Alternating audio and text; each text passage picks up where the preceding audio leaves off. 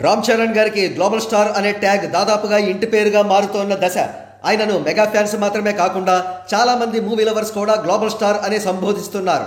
అయితే కొంతమంది అసూయాపరులైన anti fans మాత్రం గ్లోబల్ స్టార్ అనే ట్యాగ్ రామ్ చరణ్ గారికి ఇవ్వడాన్ని ఒప్పుకోవడం లేదు. అటువంటి యాంటీ ఫ్యాన్స్ కు కనువిప్పు కలిగిస్తూ నటసింహం నందమూరి బాలకృష్ణ గారు పదే పదే రామ్ చరణ్ గారిని గ్లోబల్ స్టార్ అని సంబోధించారు. దీనికి వేదిక అన్స్టాపబుల్ ప్రోగ్రామ్. ప్రస్తుతం బాలకృష్ణ గారు రామ్ చరణ్ గారుల ఎపిసోడ్ ఆహాలో స్ట్రీమ్ అవుతోంది.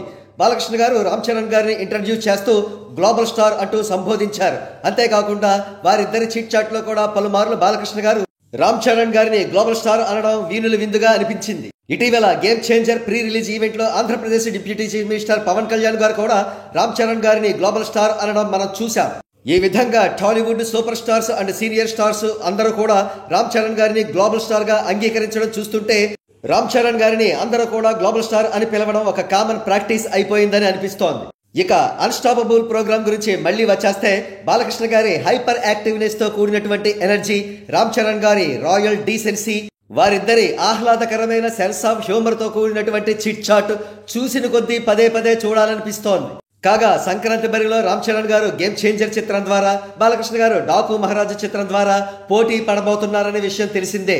ఈ రెండు చిత్రాలు కూడా బిగ్గెస్ట్ బ్లాక్ బస్టర్స్ అవ్వాలని ఆశిద్దాం.